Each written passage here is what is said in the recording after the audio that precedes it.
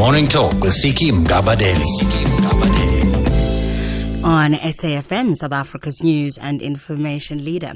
And this will be my last broadcast on SAFM, so today is it. And I'd like to take this opportunity to thank you, the SAFM community, for welcoming me into your personal space every day, tolerating my mistakes, listening to and participating in my interviews, laughing at and with me, and crying and being angry, of course, when outrage was required. I will miss you all, even those of you who fought with me and challenged me, made me angry. It's been a wild, happy and crazy ride, so I'll bid you farewell at 12 o'clock today. Right, let me tell you what's coming up on the program, and in a moment I'm going to be speaking to Barry Gilder. He's South Africa's former coordinator of intelligence, now the director of operations at the Mapungubwe Institute for Strategic Reflection. He will speak to us about his book, Songs and Secrets. It speaks to his journey from South Africa into exile and back, and the personal, political, psychological and historical realities that gave birth to the new Democratic Republic of South Africa. Barry went into exile in 1976, and during this time composed and sang struggle songs at anti-apartheid events in Europe and elsewhere, and he also served in the ANC's intelligence structures until his return to South Africa in 1991. He went into government, of course, serving as general manager and later deputy DG of the South African Secret Service, and as deputy DG of operations at the National Intelligence Agency until 2003, at which point he was then appointed Director General in the Department of Home Affairs. So just ahead of his retirement in 2007, he was coordinator for intelligence. Right, we'll be talking to him then about that book, and I'll hear from you on 0891 104 207, SMSs to 34701. At 10, we're going to talk about the medals parade that was held yesterday for MK veterans to commemorate the 50th anniversary of the military wing of the ANC. Then at 10:30, focusing on South Africa's role in the International Criminal Court system, we'll be speaking to the Deputy Minister of Justice and Constitutional Development, Andres Nel. At 11, we're looking at the evolution of toys as we head into the festive season. Then we'll wrap with some good news stories with Stuart Pennington, who's CEO of the SA Good News website. So that's the program. Call me 0891 104 207. Send us an SMS to 34701. Those are charged at R2. Email us at morning@safm.co.za or go to our Facebook page, Morning Talk with Siki. Morning Talk with Siki Mgabadeli. Talking about the book this morning, Songs and Secrets, South Africa from Liberation to Governance. I have to tell you, it's a page turner. It reads like a spy novel. I suppose it is a spy novel. We'll be speaking to the author, Barry Gilder, in a moment, and I'll take your calls on 0891 104 207, SMSs 34701. Barry, good morning. Good morning, Siki. How are you? I'm well, thanks. And you? I'm okay. Just sad to hear it's your last show. Oh, at least I get to speak to you before I say goodbye. How's Slovenia? Is it a bit chilly over there? It's pretty chilly, yeah. How's Joburg? Warm, so hopefully you'll be back for that. I'm already getting song requests for you from you on Twitter, so I'll read those tweets in a moment. But let me just read a bit of the author's note, because I suppose when someone sees your book, Songs and Secrets, in a bookshop, they might think exactly what you put down here, except you turn it on them. So I'm going to read from the first page of the author's note, and it says, if you picked up this book in the expectation of reveling in the true confessions of a disaffected spy master, put it back. If you open this book in the hope of enjoying the confidences of a disillusioned cadre of the South African liberation movement, close it, put it down. If you bought this book in anticipation of a grandparent's to grave biography of a white man in a black man's army, shut it now, wrap it up, give it to a friend. So what is the book about then? Because all of those three things were my expectations. And were your expectations disappointed? Not disappointed, but just, I almost put it down. But then I thought, let's carry on. What is it about, Barry? Well, I tried to tell a story, Ziki, about South Africa's transition from liberation struggle to democratic government. Because I don't think that story has been told enough by people who participated. But I told it through my own eyes, through my own window on that experience. So that's what it's really about, is to try and describe the transition and just how difficult it was to try to govern a post-apartheid South Africa and to make the kind of changes we wanted to make. It's just that people would have expected from me kiss and tell book. Yeah. And it isn't, but to some extent it is, because it's yet again, as you say, an insight into those times from somebody who participated in it. So as you said, it's not a birth to grave type of biography, because you interweave the story and the chronology is very mixed up, but one can follow where you are and at what point and in which year. So let's go back a little bit then. You went into exile in 1976. What were the circumstances that led to that? At the time, I just finished a second term of office on the National Executive of NUSAS, the National Union of South African Students. And I was sitting in the NUSAS office, and my mother called me to tell me that the military police had been looking for me at my home in Joburg, at her home in Joburg.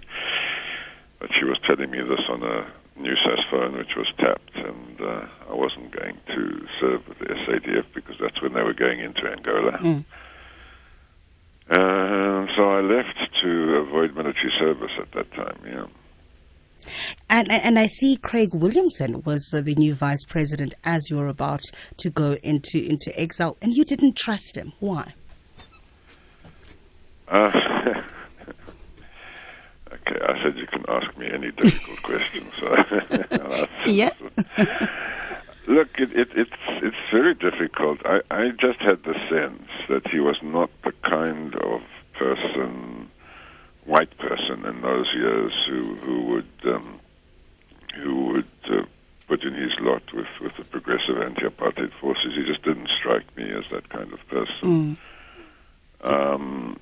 He had done his national service in the police instead of the army, although he was open about that. But also, I don't know, there's an anecdote in the book about this piece of paper he had stuck on his wall, which was a quote from Stalin. And none of us in those days quoted Stalin, so it just seemed a bit odd. So there were very instinctive reasons for not trusting him. But of course, we had no way of proving until he came out later that he was working for the special branch. I guess instinct is something that was very key, particularly for later when you joined the intelligence service of the ANC. But did you think you would go in that direction? I mean, there were many directions one could have gone once you'd gone into exile. Look, I knew when I was still in the country working with NUSAS, I knew that the ANC was the only alternative, the only movement that could ultimately defeat apartheid. I knew it was a broad movement. Its philosophies, its politics rung true with me. So I basically went out looking for the ANC. I don't think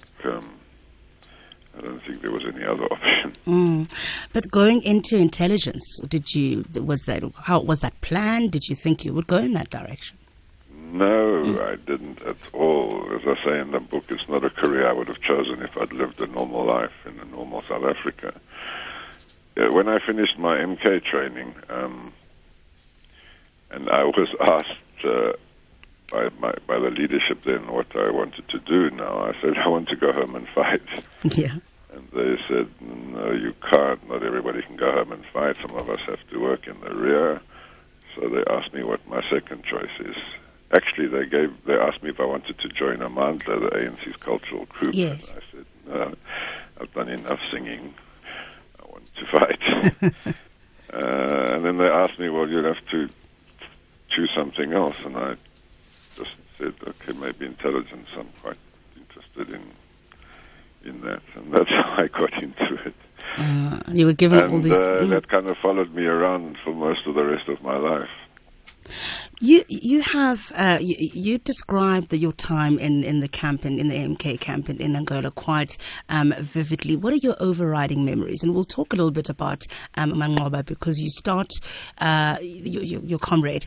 You start your postlude by talking about him. We'll talk about him in a moment, but obviously he's a central part of your time in the Mkondo Sizwe camp.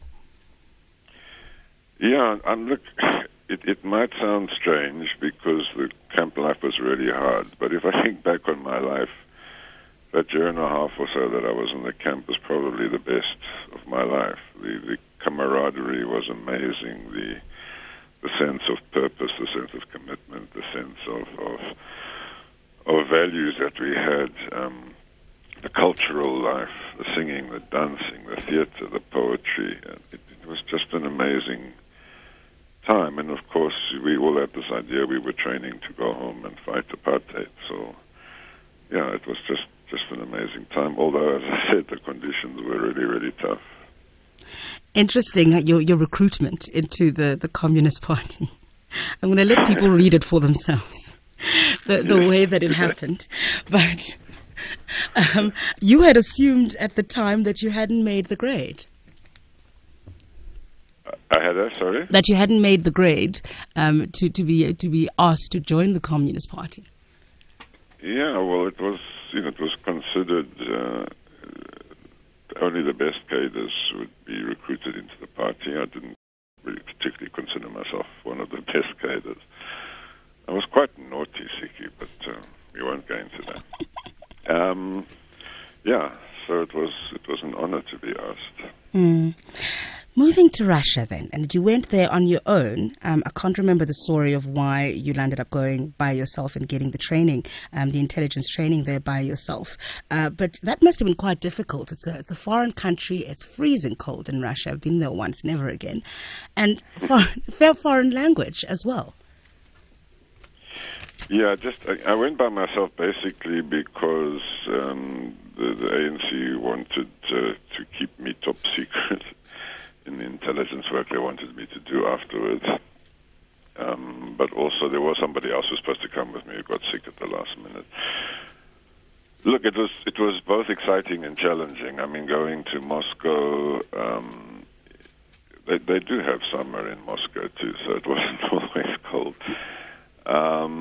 It was challenging. It was very lonely. I didn't have any contact with the ANC or any comrades or family or anybody for the time I was there, except the people who were looking after me and training me. So yeah, it was tough, but it was really interesting. We're going to talk about our journey, I suppose, as a country into democracy, your time in government, and then, of course, your decision to retire. And we'll take some calls as well, maybe get you to sing that song that someone on Twitter wants you to sing.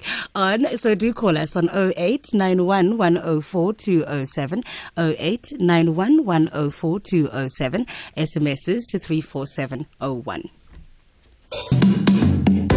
Morning Talk with Siki Mgabadeli. In conversation with Barry Gilder this morning, he is the Director of Operations at the Mapungubwe Institute for Strategic Reflection, talking about his book, Songs and Secrets, South Africa, From Liberation to Governance. Let's take a call from Gift in PE. Hi, Gift. Hi, Siki, and hi to Comrade Barry Gilder. Siki, there are people that in any revolution that I normally high in high esteem. People like Barry Gilder, Joel Nachitenze, Ronnie Castrol, those are the great giants of our movement that I think they belong to a special type of a cadre who held a special decorum in the revolution. I'm raising this deliberately, Siki, because I was reading an article presented by Barry Gilder. I know that is working for Mistra. As a researcher by profession, this particular article deals with the issue of corruption. And I think I want him to reflect on that particular article because there are relevant issues which I think to me are relevant today in this conjuncture. Secondly, to Mr. Gilder, look, if you recall, there were special values that the liberation movement held during the dark days in the underground. The values of selflessness, sacrifice, willingness to lay one's life for the liberation of our people, and no desire for reward except the virtue and dignity that was brought for the collective of our people, and the hatred for material display of wealth. Siki and to Gilder, these are special issues that I think today in this conjuncture need a reflection, because when you see former revolutionaries today being trapped in corruption, when you see former revolutionaries today being trapped in display of material wealth, what will be to people like Gary Gilder who had no special regard for reward, what is their view on some of these things that I think we are facing in the country today? Okay. But lastly, I always tell people to read the book The Death of Dignity by Victoria Britain, which talks about the revolution in Angola and its aftermath, and the way those former revolutionaries today are held in that country into ransom because they wanted to gain popularity by displaying this kind of wealth that it's not beneficial for the benefit of Angola. Okay. Same applies to South Africa today. All right. Thanks, Gift. I'll give Barry a chance to respond in a moment. Mike in Newlands, morning. Good morning, Siggy, and yes, a fascinating show, and Barry, I look forward to buying your book. My question is to you is, what do you say to a jilted lover such as myself? You know, I wasted, and I say wasted openly because one looks at where we are today as a country. We are without doubt the most corrupt country. We have a president that is an out-and-out thief. We have the secrecy bill coming. We have everything coming in that I spent, Barry, about 10, 15 years of my life fighting against. Various organizations, Alliance of Radical Change, and End Conscription Plan, all these good things which I did and enjoyed. I felt it was my duty to oppose and fight apartheid. And now, Barry, we're in a situation today where, we've as the ANC, as a government, has completely failed us. And, I'm not going to trot out all the mistakes and the corruption from Mac Maharaj, from the president, down to the 98 MPs that sit in Parliament today that are all convicted thieves in one of our courts. So, what do you say to me? Because I'm probably a bit of a pest, as Siggy will probably tell you. I do phone into radio shows, but I just feel that I've been cheated. I spent 15 years. I fought what I believe was the good fight. We won the battle. For 5 years, we had a wonderful time in this country. But now we've just gone to the dogs, and there seems so little hope. And where do we go going forward? I mean, we're starting the resistance all over again because we're going to be starting to fight. You and I will probably be fighting again if we've got enough agents on our side. And if you restart NewSAS, both of you and I will be the oldest students on the block fighting what we fought for 15, 20 years ago. It's Mike in Newlands. Barry, let me give you a chance to respond, and then we'll take more calls and read more SMSs. Do you want to start with Gift on, firstly, I think he wanted you to reflect on the article that you wrote on corruption, and the second about the loss of those special values of selflessness and sacrifice. Yeah, the article on corruption, and I deal also with some aspects of that in the book. I was really trying to argue that if we want to deal with corruption and combat it, we've really got to understand where it comes from and the causes for it. And we also must not take such a good evil approach to it. People are people, and good people do bad things, and bad people do good things. And my view, my understanding is that if we look at the circumstances in which South Africa got its freedom, and particularly the huge discrepancies and inequalities, economic ones in particular, if we look at the kinds of temptations that were placed on people as they came back from exile or out of prison or just out of apartheid and into a free society, and most importantly, if we look at the corrupting influences, when apartheid was coming to an end, big business in particular understood that if they wanted to survive and flourish in the new South Africa, they would have to make friends with these new people that suddenly were coming into political and social and cultural and other leadership positions in the country. So there were very strong corrupting influences and co-opting influences of trying to get us to buy into to the economic system that we inherited. So the article tries to argue that we really need to understand the personal, social, economic, and other factors that have led to corruption if we're going to combat it successfully, instead of this, pointing fingers and shouting from the sidelines that everybody is corrupt. We need to understand that.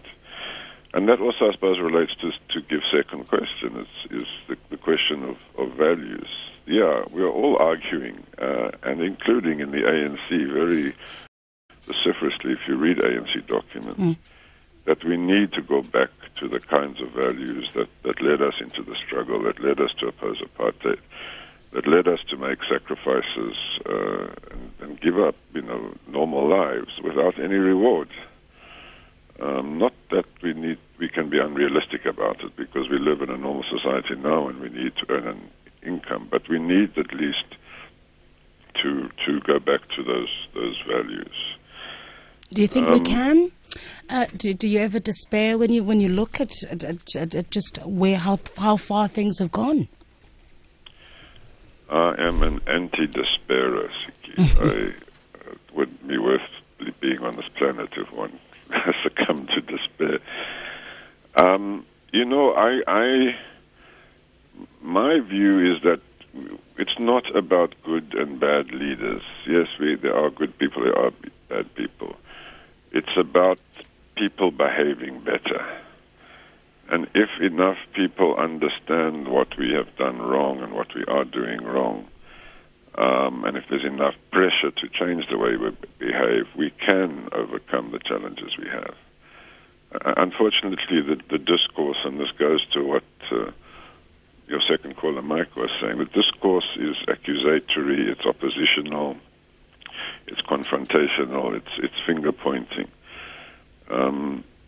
We really need to understand that all of us are people that can behave better if there's enough pressure on us, internal and external pressure to do so. And that's what gives me hope. That there is a recognition inside the ANC, in society as a whole, what is wrong. And the challenge now is to start behaving differently. It's as simple as that. All right, we'll deal with that, and I'm just going to ask you to pause there for a moment. I've got to take headlines, and we'll take more calls, and we'll just pick up again on Mike in Newlands' question, and we'll talk about the Selebi trial as well. I think a lot of you spend a lot of time in the book talking about that, and that was the last time I think you made heavy headlines in South Africa around 2008. We'll talk about that. It's 25 minutes to 10. Conversation with Barry Gilder this morning. He's currently the Director of Operations at the Mapungubwe Institute for Strategic Reflection. We're talking about the book, Songs and Secrets. Let's hear from Joseph and Bloemfontein first. Hi, Joseph. Hi, Siki. I just wanted to, I never had an opportunity to read the book there by your guest. But for the fact that he was a member of the ANC, and of course he's still a member of the ANC, I just wanted to find out from him, especially on the issue of corruption. Why can't we, if we want to eradicate corruption in its totality, doesn't he think it will be better if we can say that an anti-corruption forum must be established, which consists of, members of the opposition? Because we cannot say we establish anti-corruption league, which consists of people who have been deployed by our government, because you can't be a player and a referee at the same time.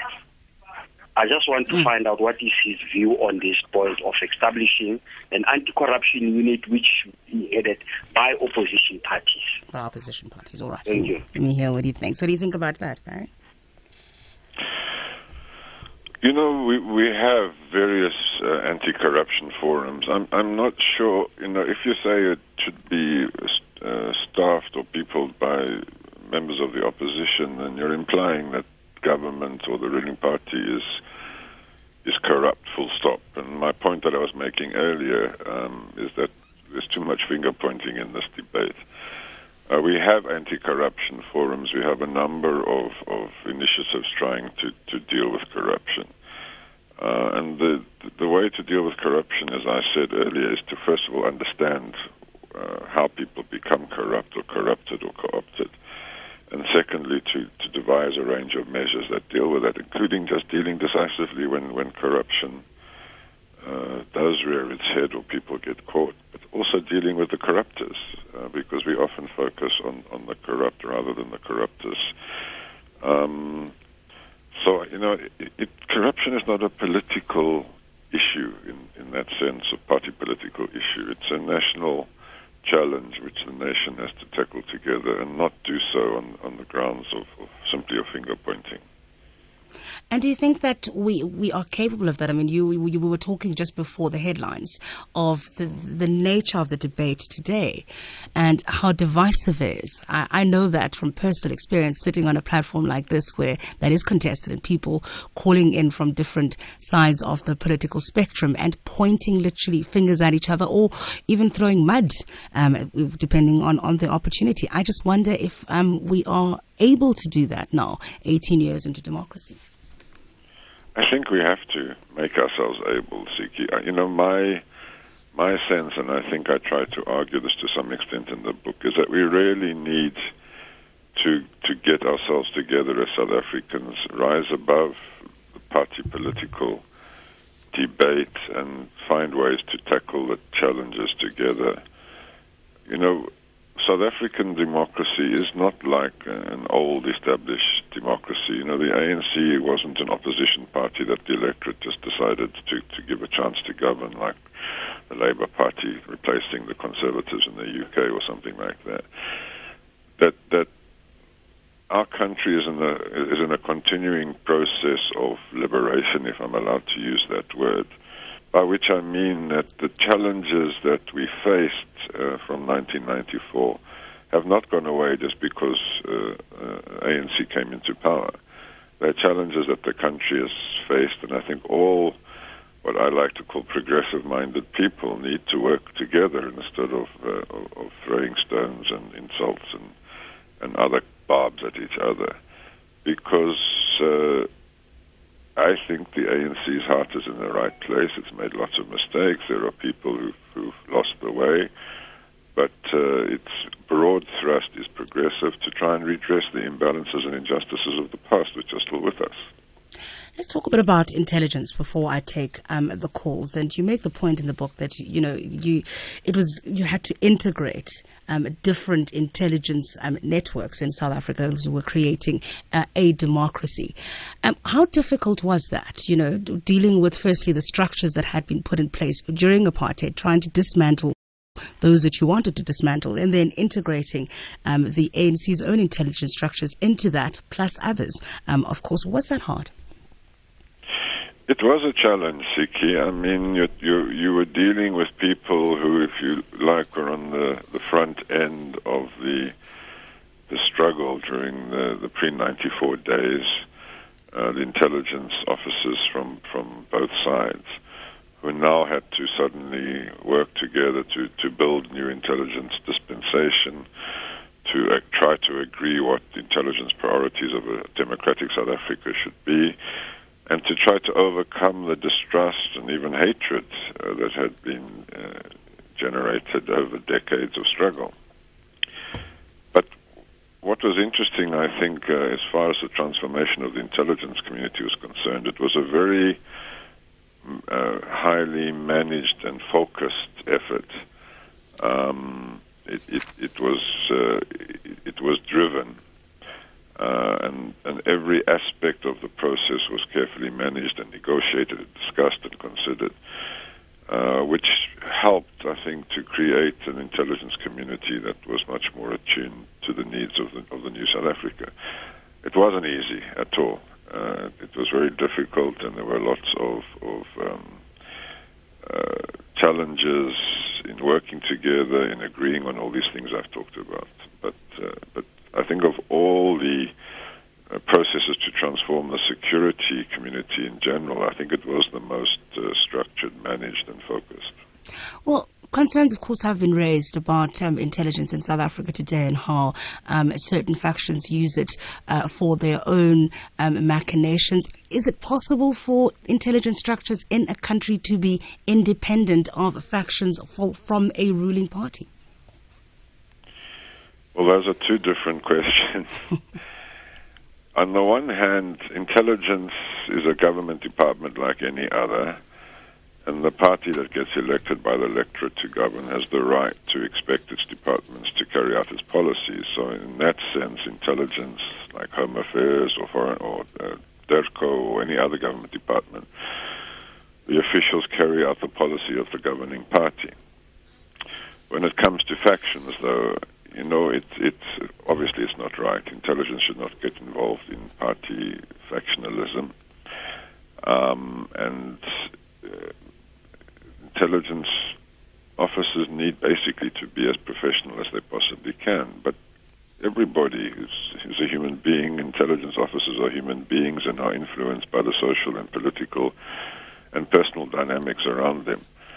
And these things happen. And one thing about South African intelligence community, it has one of the best oversight and control mechanisms in the world in terms of our parliamentary committee, the Inspector General, the Auditor General, and a whole range of other structures that try to keep the intelligence services on the straight and narrow. And in all the cases I know of where the services might have strayed a little bit off the straight and narrow, those institutions have brought them back. So, yes, bad things happen, but we at least have the mechanisms in place to control and check them. Temba and Alex, morning. Siki, I hope you are not on your own also leaving us and going to Moscow, eh? This is your last show, and I want to say it was a pleasure listening to you, being part of your show, and what an honor to end it up with Barry Gilder on the show. This is some intelligent move. Barry, hello? Yes, we're listening. Barry, it's a pleasure to listen to you, actually. We last had a chat on the Sakina Kangwendo show when we were with Somato Tafike, and I hope you remember. That is the one that got away from... I didn't catch your name, sorry. It's Temba. Temba from Alexandra. Oh, Temba, yes. Yes. I know you well, Temba. You see, on the issue of corruption, Barry, my view is and has always been and will remain until we really go back to the drawing board and negotiate a proper settlement for our people. Otherwise, it will be done, through the other means that because people will never allow themselves to stay oppressed forever. My view is relating to all these issues, petty issues like corruption and all that, I just find it interesting because in my view, the settlement we negotiated is basically corrupt. It's basically corruption. And there is no way we can get out of it until we demolish this whole juggernaut and rebuild a proper democratic society based on equal playing field. As things are, when we discussed it on the Sakina Kangwendo show, you said to me, the negotiation thrust of the African National Congress and its allies was dictated upon by the fact that the Cold War had come to an end and you guys suddenly found yourselves in the cold. And revolutionaries then became, people who wanted to fit into a situation. You'll remember the Broederbond has been stage managing and wargaming this situation we are in now for the last 30, 40 years. So essentially, we are the constitution we have, the outcomes thereof is corruption, nothing else. And the intelligence units we have right now are corrupt in the sense that most of the time they are not dealing with the issues that protect the safety and security of our citizens. They are dealing with issues that relate to who is going to be elected in Mangaung. And I think that's the problem. Okay, thanks, Temba. Do we need to go back to the drawing board, go back to around the CODESA table, Barry? I've got one answer for Temba. Read the book. No, Tim and I did have that debate on Sakina show some time back. But He's right in many ways, but my difference with him might just be whether we had any other choice at the time. But the way that we reached our negotiated settlement, the fact that we attained freedom through a negotiated settlement, created a lot of obstacles and challenges that we are now dealing with. And it's true, there are many things that arise from that settlement that are making it difficult for us to achieve the goals we have. Going back to the drawing boards, only in the sense of, thinking afresh about where we came from and what were the obstacles in our way and finding a better way forward. Here's an SMS from Spio who says, can your guest tell us the difference between the state of the NPA now and during apartheid, the ANC now and then, MPs now and then, the SABC now and then, etc.? That's a lot of questions. It's a long list. I'm not sure where to start to try and answer that because I'm not sure what's behind the question. But I was just chatting with somebody last night here at the conference where I am in Slovenia and making the point that when we talk about South Africa now, and especially us South Africans, we talk about all the things we see as bad, and we don't step back for a moment and see what we have achieved in the last 18, 20 years. We've come in an incredibly long way. And the challenges we have today are challenges that have specific causes, specific explanations, and specific conditionalities, and we need to understand those to organize our future better. And so I can't answer your SMS in specifics. Is the SABC better than it was? It's much better than it was. Is the prosecuting authority better than it was? It's certainly better than it was. And I'm not sure what's behind that question, but that would be my quick answer. Gerald in Durban, morning. Hi, Tiki. Hi to Mr. Gilder. I just, to dismiss this issue of corruption as party politics, I think that most people who stay in a modern democracy hold no brief for politicians. We actually just don't trust them, and it doesn't matter where you are in the world. Most people don't trust politicians. But what I would encourage him and all South Africans to do is to go look at Transparency International's website and go have a look of where the most corrupt countries are. They're the countries where the least development takes place, where the people live in abject poverty, where their human rights are completely eroded. And we are slipping down that slope. Now, if you look at the South African Communist Party and the socialists within the labor movement, what clearly you can see is that in 18 years, they've been able to amass more wealth than the Buddha Bond was able to amass in 40 years.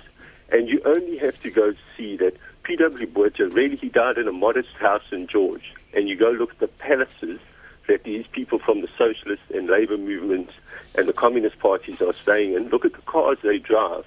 And you've got to question, what are the ethics of a real communist or a real socialist? Is it to just amass wealth? I don't know. I'm confused. If I look at the cars that the cabinet ministers are driving, these are people that got in on a ticket on a better life for all. We'll hear what Barry has to say. Barry? Yeah, I'd probably have to say what I've said a couple of times, that this kind of finger-pointing or caricaturing, if you like. If you look at corruption across the world and across history, there are very concrete reasons for corruption to happen. We mustn't jump to conclusions that generalize that black people are corrupt or former communists are corrupt. Corruption grows out of particular economic and other circumstances. It's not about bad people. It's not, it is a moral question, but the moral aspect should not be the main focus. We need to understand what are the corrupting influences that corrupted people and remove those influences or deal with their consequences decisively.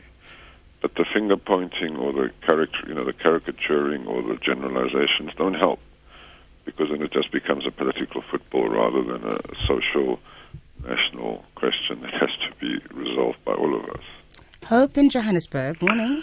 Well, good morning, Sigi. I'm a bit sad that you're leaving. I hope you'll do well wherever you are going. Thank you.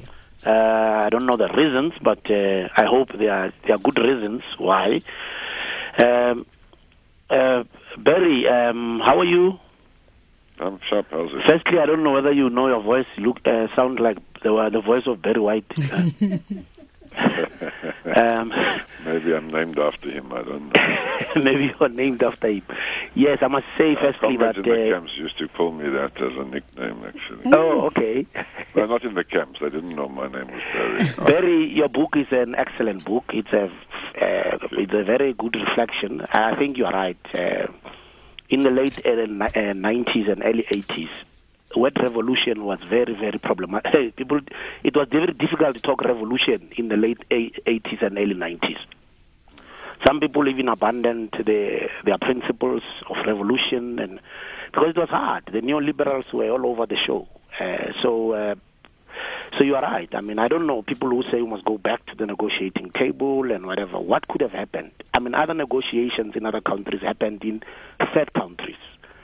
Our negotiations, unlike other places, happened in the belly of the beast, where you could report back to people, have meetings, get mandates, suspend negotiations, which didn't happen in many countries struggling against colonialism and imperialist aggressions. And some people say maybe we should have taken it by arms. I wonder what would have happened. It means a protracted armed struggle, and that involved also probably destroying the economic areas of the country, and then you take over. What do you take over? So I think sometimes when you are not, when some of you leadership like yourself, you were in there, you had to people had to take decisions which they thought were in the best interest of salvaging the democracy. And last thing is that yourself in Azaso, when we spoke to NUSAS activists, your name always featured as one of those people they held in high esteem, having served in NUSAS and now being part of the bigger liberation movement. All right. Thanks, Hope. Let's go to Solly. Hi, Solly in Joburg. Hi, good morning, Dick, and good morning to your guest. I just want to wish you well in your future endeavors. Thank you. And then I just want to ask the question to your guest. I'm not sure whether it is relevant to the topic today, because I tuned in when the show had started already. I just want to ask him that what is his take when there is a situation whereby the cabinet member's hand has been found in a till stealing public money, and then the punishment is that the cabinet member is supposed to return the money but still keep the position in the government. Okay. Thanks, Ali. Mvusi in Pisho. Morning. Hello, man. Hello. Nkosi. Do me a favor. If your bosses have not found a substitute for you, tell them to call me. Very good morning. Morning. Look, I've got three brief questions for you. The last one is a hypothetical question, which you expect a hypothetical response. But the first one I want to ask is, there are a number of individuals working in some newsrooms in South Africa as journalists who have links with the apartheid espionage. Are you familiar of those individuals, and to what extent were they involved with apartheid espionage? Secondly, you see, there is a growing concern that I'm picking up in terms of people that were apartheid fathers who now, after 94, rebranded themselves, and even companies that were supporting apartheid rebranded themselves. Now they are coming up as new companies, as new brands. To what extent is the history of apartheid spies intertwined with those companies. The hypothetical part is this. You have got a BlackBerry giving all the spy industry a very, very serious headache about cracking their codes and all that. And we've seen in Saudi Arabia, China, and in some countries where they even refuse BlackBerry entry. But now, the hypothetical question is that could it be far-fetched, given the background that I've just given you, could it be far-fetched to think the many governments have got a hand in the collapse or in the declining business of BlackBerry because of the security issues and their software matters? I'll listen on the radio. Okay, Buzzy, I didn't know you were a conspiracy theorist. I'll take one more, Barry, and then we'll wrap up our conversation. Konto, Etwatwa, morning. Hi, how are you, Sinkim Kabate? I'm well, thank you. Fine. Hi, how are you, comrade? Sharpcom. Sinkim one is that when we look to the issue of corruption, that issue is a broad contest matter that we can't deal with now, but it's a long-term issue that we need to confront as a country, because even if you look around the world, the issue of the West that is sponsoring rebels, that is sponsoring other people to make corruption, it's a broad matter that we need to focus and correct it as a country, not as an ANC alone. Firstly, the issue, comment that I want to say is that I think as an ANC, we need to propose that we need to go back to the issue of CODESA, because if we look, most of the things they were being binded by the decisions that we took in CODESA, you see. Thanks, Sink. Thanks to Mkondo. All right, there's a couple of SMSs. One was asking if you could tell us what the lessons, I suppose, were of Jackie Selebi's case. Another one says Temba is right. The negotiations were sold out. Another one says it took, what was it? It took the Honourable President one television show and 10,000 words to justify all the flops and failures of the governing party since 1994. He was smiling all the time. And Luyolo says South Africans have bought a fake good from fake salesmen, that is the ANC with a charter that is robbing the robbed, the freedom cheater. Okay. And another one says, please ask his opinion of the secrecy bill. So no, we're not going to get through all of those. We've got literally under a minute. But as we wrap up and just responding to, I suppose, Mvusi, Soli and Mkondo as well, we can make our closing comments. Barry? Yeah, thanks, Vicky. Well, there's a lot of issues that have been raised which I can't cover in closing comments. I just want to make one point. I think it was Soli who raised questions about journalists who are apartheid spies and so on. I think one thing that people don't realize or remember is that in our case, the records of the apartheid security and intelligence services were destroyed before we took over. Unlike, say, in the reunification of Germany, when the new Germany had access to the Stasi records, we had no access to the apartheid security records and who was a spy and who wasn't a spy. And that's a huge gap in our reconciliation process. Yeah. So the allegations and the suspicions just continue indefinitely, and I can't answer specifically which journalist was an apartheid spy. But yeah, I think generally my answer to all the questions is read the book, because I have tried in the book to give a wide-ranging view on the kind of challenges we faced and my opinions of them and of the future, including my story about the Jackie Selebi trial. Yeah. All right, we're going to have to leave it there, unfortunately. Thank you very much for your time this morning. Thanks, Vicky, and all the best to you. Thank you.